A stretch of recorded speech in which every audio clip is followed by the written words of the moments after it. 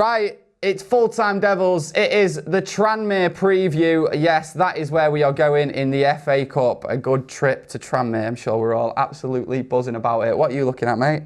This jumper? This get up. It's like ice cream, innit? Save them things for me, Gaz, not you. Adam's here with me, Steve's here with me, Angelina is here too. Guys, let's get stuck in and start with the similarities between 1990 and now 2020. In 1990, Sir Alex Ferguson was saved by an FA Cup. How old were you, Gaz? -5. In your dad's little... Butter twinkle in my mother's eye. I was just born. So, do you think that the FA Cup could save Ole Gunnar Solskjaer, mate? It didn't save Van Aert, did it? I do actually think it would save Solskjaer in this instance, though. I think he's being judged by different standards and a different remit by the club. And I also think the club are probably sceptical about pulling the trigger on him, because if they do, they know there's a whole heap of trouble coming their way in terms of who the finger's going to be pointed at and everything. So I don't think it can save him, but I don't think he'll get sacked if he wins it. Do you know what I mean? We could easily lose every single game in the league, still win the cup, and he could get sacked.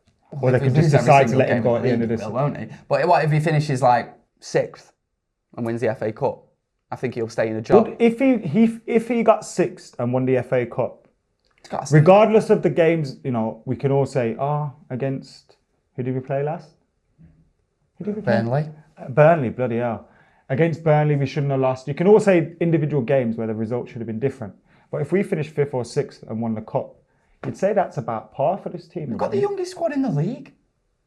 People are going to go on saying, Gaz said Glazers, Stooges, too positive. But honestly, we've got the youngest squad in the league. Nah, it's that when you look at the games that we've dropped points in or lost, we shouldn't have been. There's no excuse for that. Do you know? Maybe 1 or 2 of those.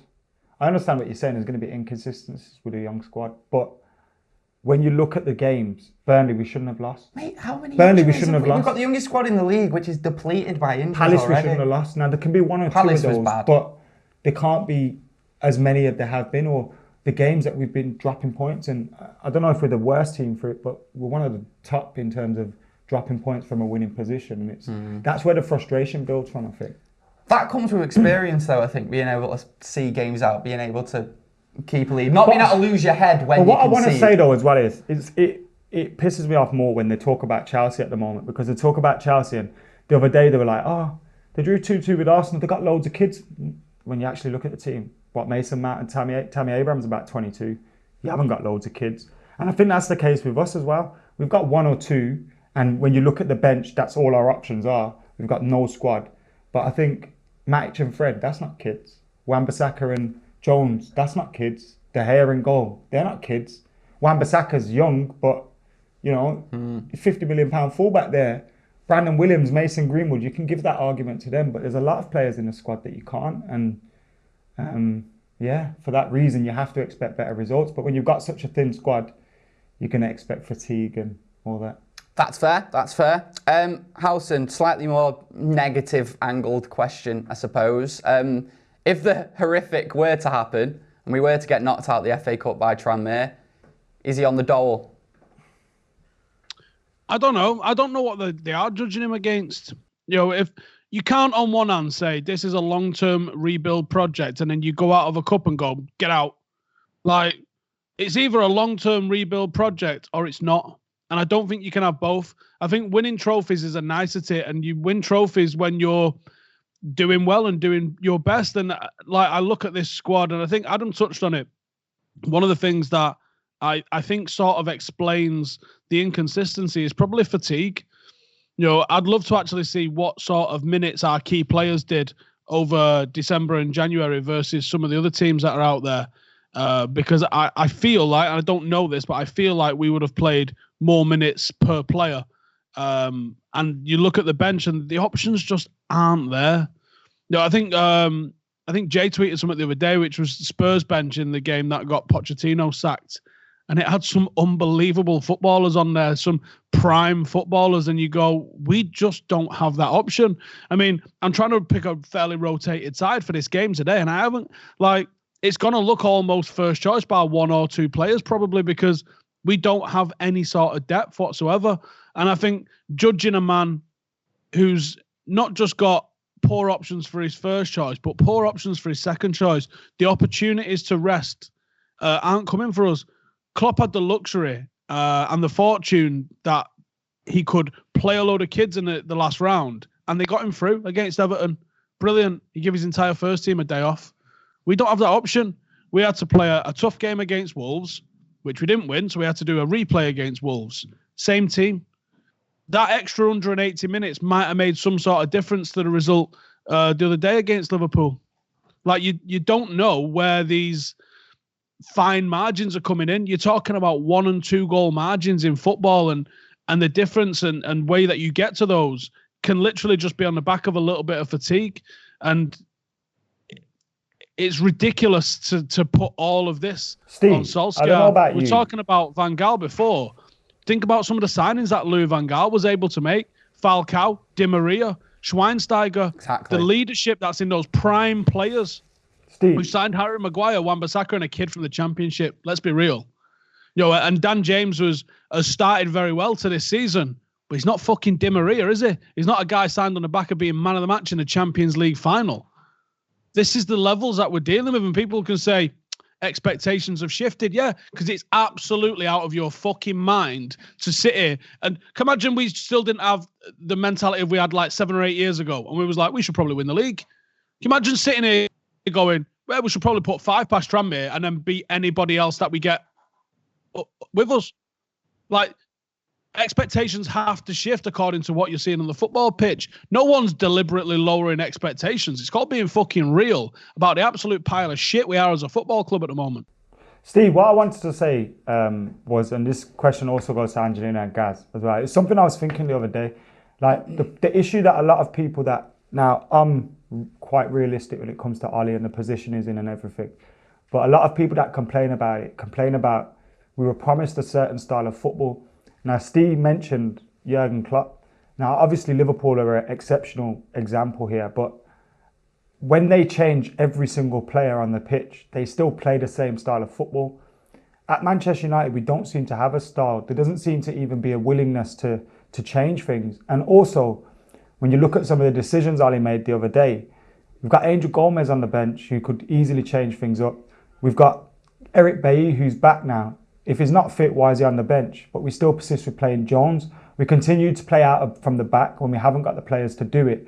And as a result, we saw it against City. We saw it against, who did we play the other day? Burnley. We saw it against Burnley. When we try and play out from the back, we immediately invite pressure onto us, and we haven't got the players to be able to do it. So why keep doing it? Like, why not try and do something different to get the best out of what you have? Because ultimately that's what a manager has to do. And ultimately that's what one of the criticisms of Jose was, that he might not have the players he wants now, but let's be flexible here. Let's try and change things to get the best out of what you have. Is Ollie doing that enough? What do you reckon, Angelina? I think it kind of speaks for itself what you're watching. There doesn't seem to be a style, like tactically, there's a lot of questions being raised. Yeah, they're maybe not his players. You could argue he's brought, 3 in, but it's not his squad or whatever. But it doesn't seem like there's a set kind of style that you're seeing. There's no, like, you're not expecting, like, right, this is going to happen or this is going to happen. We're going to see this. So, yeah, I'd probably agree. Like, there doesn't seem to be a set kind of style, and there does need to be. I don't know what you put that down to. I think if he maybe tried something a little bit different, you could at least respect it and say, you know what, he's recognising that this formula isn't working. He's trying something else, fair enough, even if it was, didn't necessarily work out. So, yeah, I do agree with that one. I have been one of them where I personally back Ole Gunnar Solskjaer, but someone did put an argument to me the other day which did make me think, if Ole Gunnar Solskjaer were to go, Woodward would probably go as well, wouldn't he?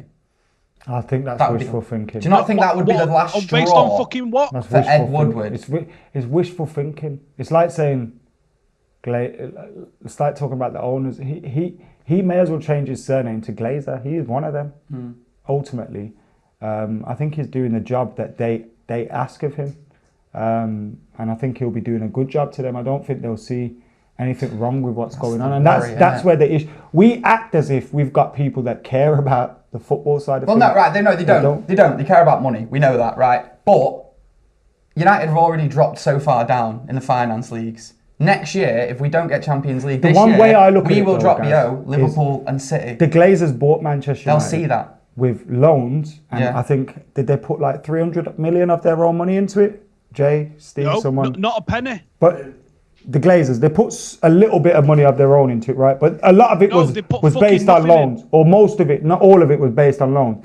So when you look at that, even when you look at the way they bought the club and the leverage takeover that they did, the club is now worth £3 to £4 billion.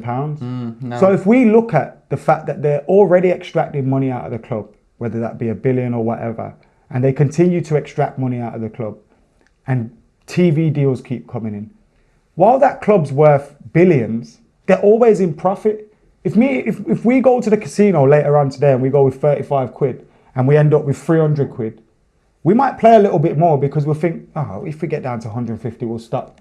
We're in profit still. And that's how I think these lot are looking at it. Like, they've taken money out of it already. They're in a profit. They own this thing which would worth 3 to 4 billion. And really, if the share price fluctuates a little bit, does it really matter? Like 500 million down to them on the price of the whole club, because they're still in billions of profit. Why do you need no one needs billions. You just think the money that's coming in will reduce when we don't get Champions League this football. We will be a poorer football club than we were. I think we underestimate how important the TV deal is. Right, listen, you're just talking about style of play there, and I see style of play brought up a fucking right load, right? So there's a massive emphasis on the way people play at the moment. Klopp's got a very defined style of play, but it wasn't flawless. You know, that style of play finished below United with Mourinho a couple of years ago, so hooray for fucking styles of play. Pep Guardiola with his style of play finished fucking fourth on goal difference above Louis van Gaal, and spent how much to do it. So hooray for styles of play. Bielsa's getting wanked off by anyone within fucking 40 square miles of Leeds and didn't get promoted with them last year, and he's got a fucking style of play. What's this obsession with style of play? Some of the most successful managers that this world's ever seen. Start with Sir Alex Ferguson. What was his style of play? He coached various styles of play, and he also had a kind of attitude and an energy. We don't have an attitude or an energy on the pitch. We don't. This is why Ollie's system is heavily reliable on having the best or very good players in each position. And you mentioned Klopp, you mentioned Pep, you mentioned all these people. First of all, Fergie was in a different era, and he did have to bring in different coaches to help with terms of tactical side of game.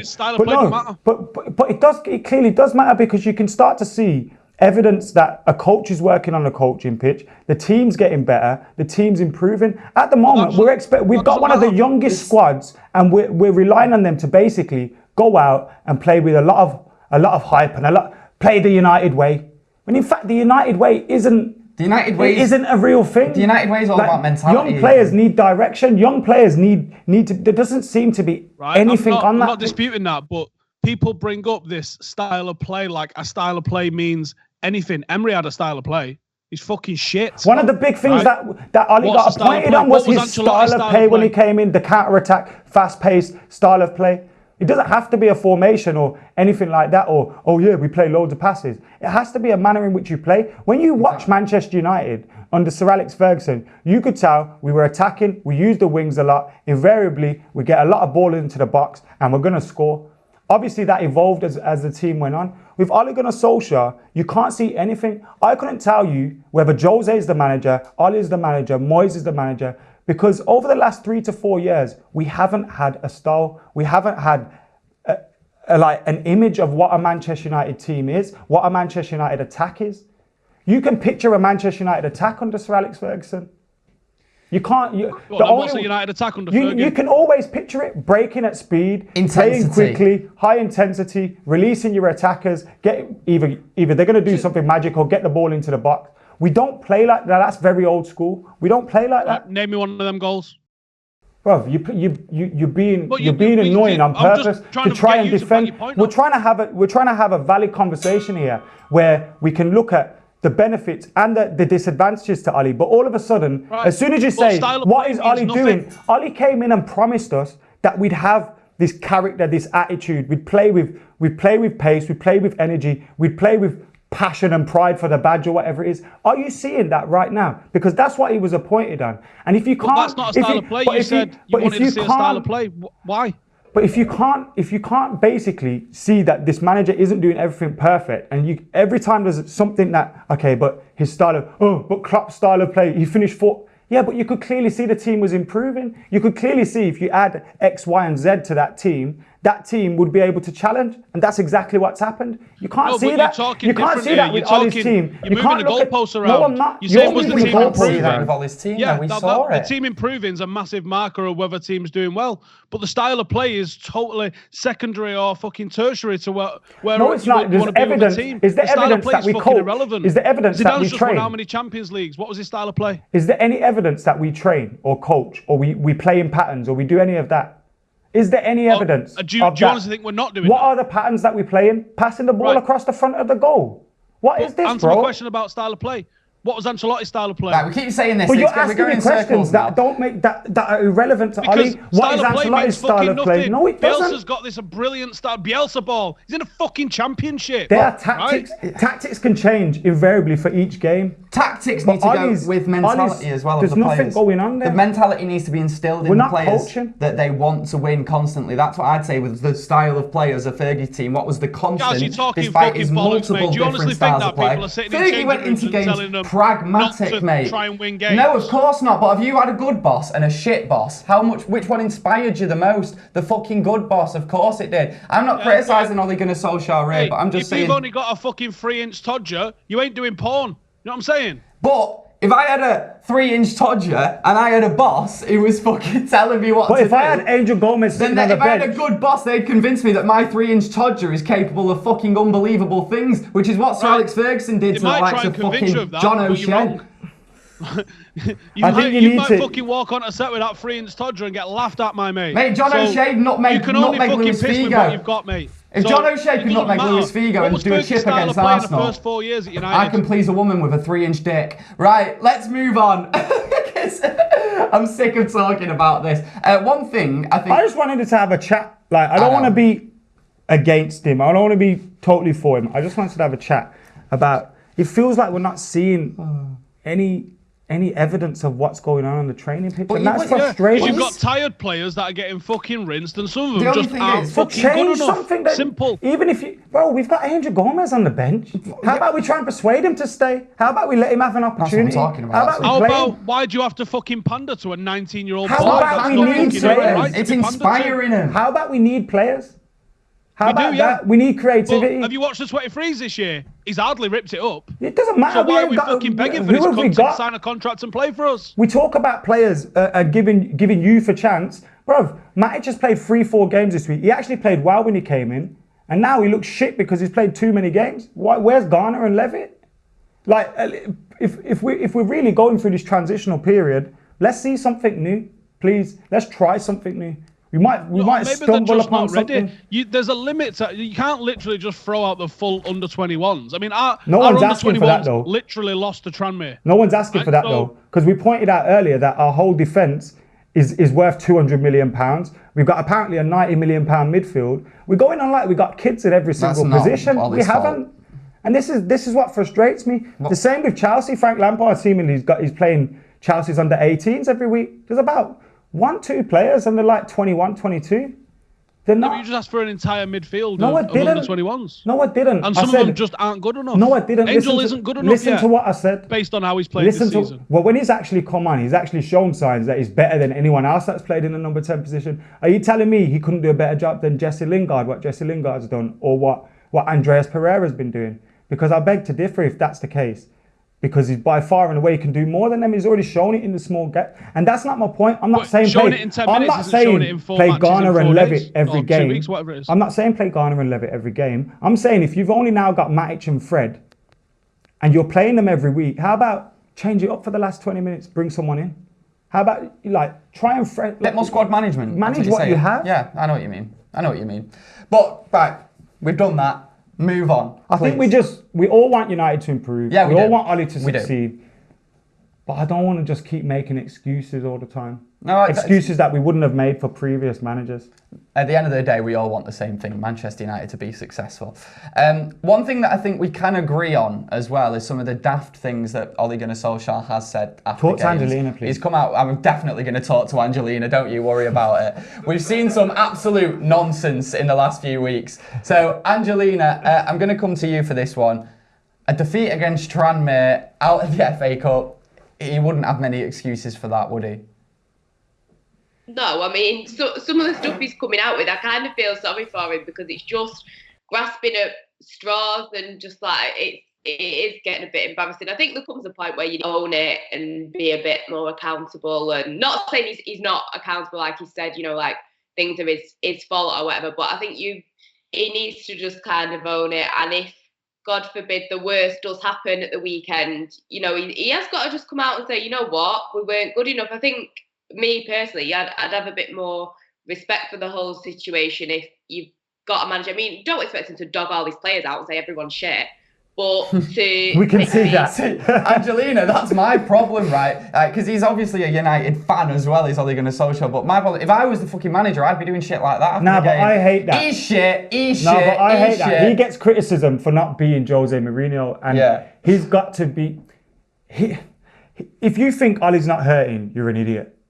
Because if anything, he is definitely hurting about his situation. Yeah. And also, he's not going to do that. He does that behind closed doors. I have no doubt about that. He's just not that person. And again, why am I talking, Angelina? I was about to say, Angelina, do you want to see Ollie actually sort of digging a few players out a little bit more after the game, or is that not good to see? No, I don't think anyone needs to see that of him saying, this person was absolutely shit, I can't believe this, but obviously he's not going to do that. I think there's a time and a place, and I'm pretty sure, I would like to think that he does do that behind closed doors. I think it's more kind of making sure that the team is accountable by, you can say the team were not good enough, and that's down to me and them. Because you know what, things are his fault, but at the end of the day, how some of those players perform on the pitch, he's not, controlling their feet.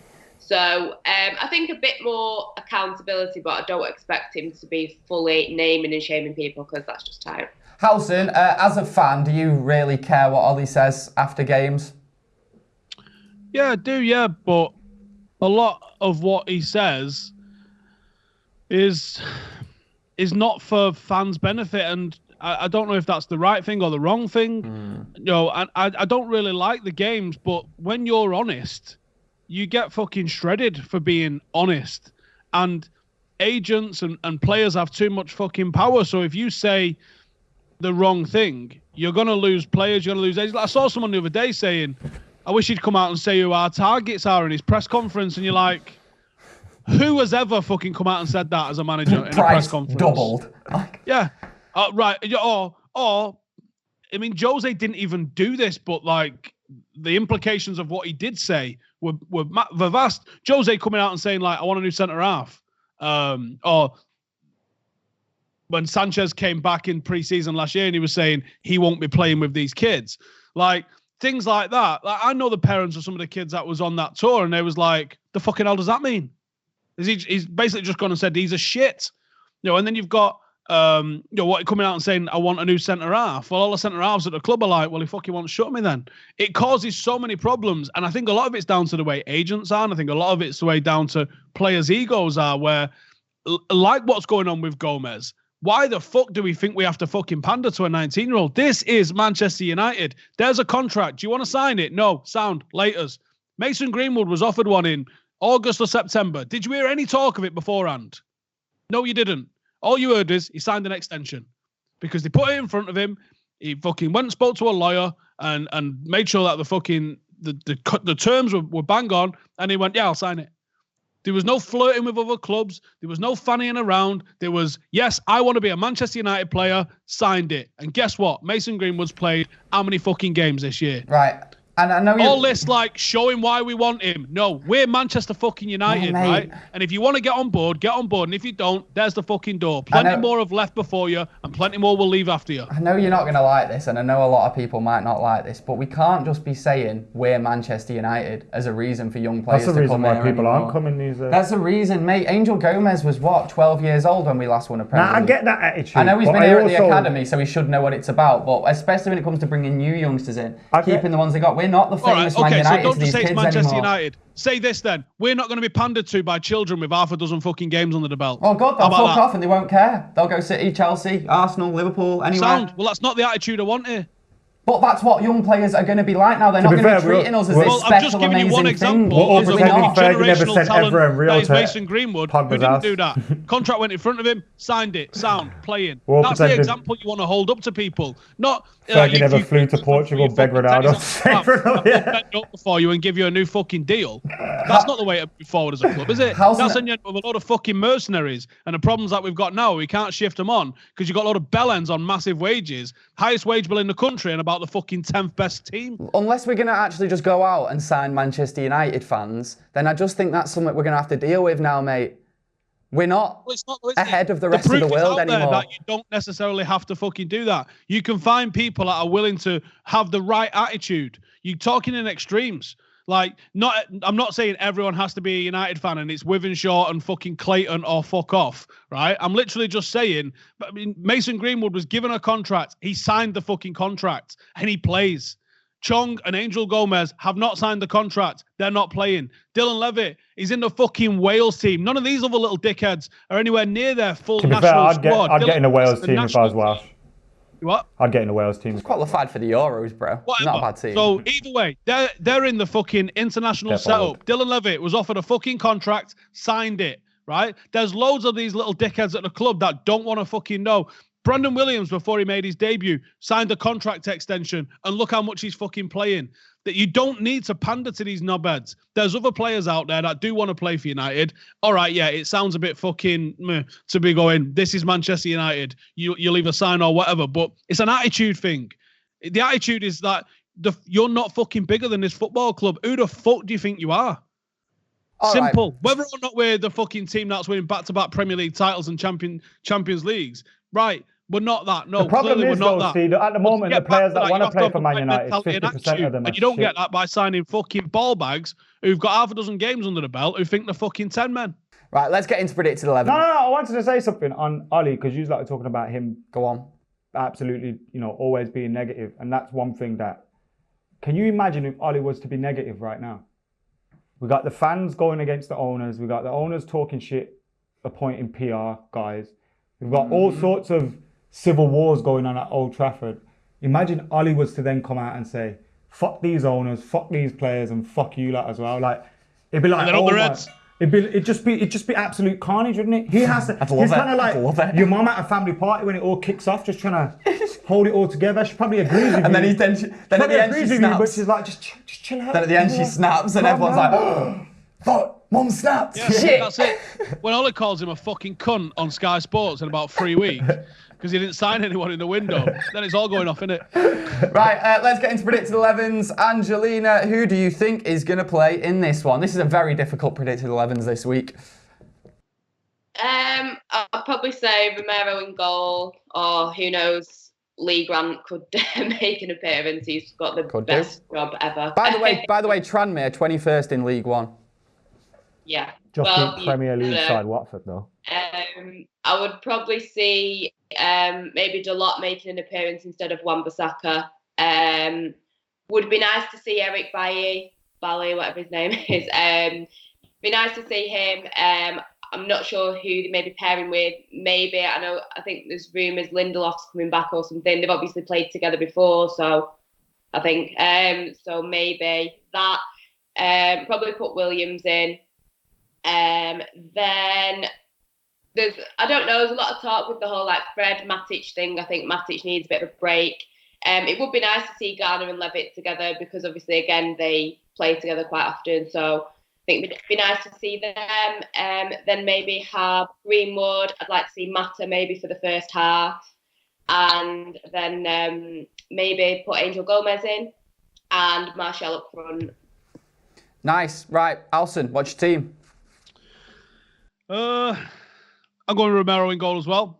I'm going to go with Ethan Laird to get his start against Has he signed a contract yet, Steve?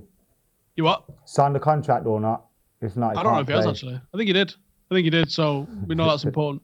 I'm going to rest the greatest left back since Maldini and play Shaw. I'm going to go with Lindelof and Bayer at centre half. I think he needs minutes, and he looked all right when he came back in the 23s, but I think slowly bringing him back in, and this is the sort of tempo that he should be able to cope with this. Like, yeah, they're not great.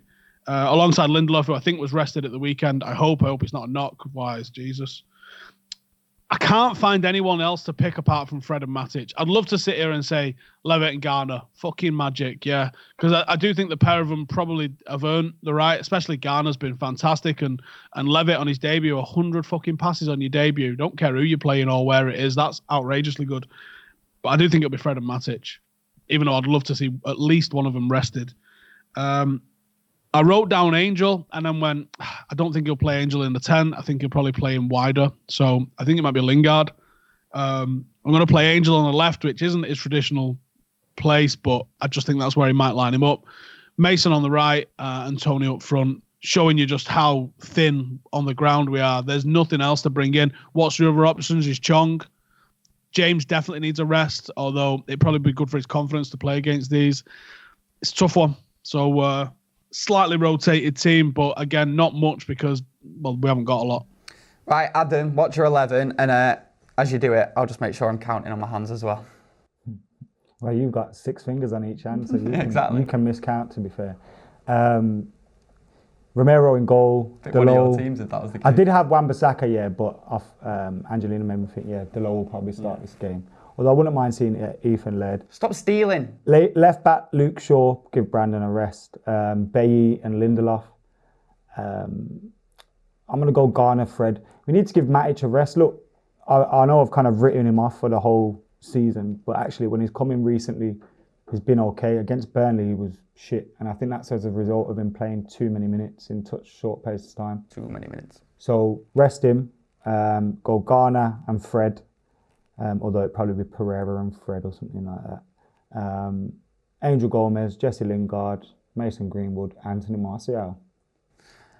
I don't want to go on about it too much, but that Martial performance against Burnley.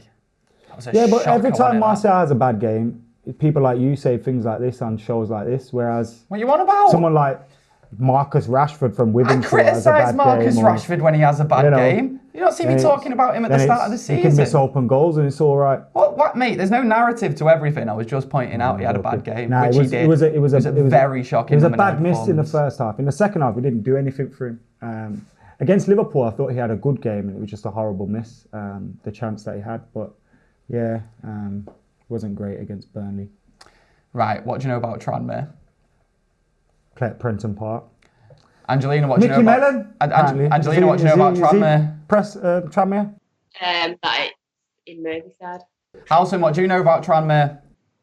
The fucking dog shit. And I know this is going to bite us on the arse, because it always does. They've won one of their last 9 games. No. And that was against Watford. Who beat us? If Tranmere beat Watford and Watford beat us. That's exactly how football maths is meant to work. Tranmere are top 6 Premier League. We beat City this year, that means... Yeah, but we beat City. We're the second best team in the league. Or does it mean Tranmere are the second best team? And Liverpool. Oh yeah, they beat us last week. Shit. Right, score predictions. Angelina, score prediction, please. I'm going to go with 3-0. Howson, score prediction, please. 4-1 United. What are you saying? Oh, hang on. It's my Romero, innit? 4-0. Good point, actually. I'm going to go for a tight game. 6-0 United. 6-0 United. I'll go 1-0 United. Carlos Tevez in the last minute. Right, guys, that has been... actually wants Carlos Tevez, you are a prick. I don't think anyone Has does. Everyone forgotten that R.I.P. Ferguson? No, you're a fucking idiot if you forgot that. Actually happens, that picture's going to look so bad. And City fans are going to tweet it to us and stuff. We're not signing We're going to be Tevez. sat at home crying. It's a made-up story to get clicks. going to happen. Right, guys, thank you very much for joining us on the Full-Time Devils preview. Get your comments in below. How do you think the Tranmere game will go? How do you think the rest of the season will go under Ole Gunnar Solskjaer? Can the FA Cup save him his job? Give this video a like, subscribe. My name's Gaz, that's Adam, Howson, Angelina. Catch you next time. Build a bonfire, build a bonfire.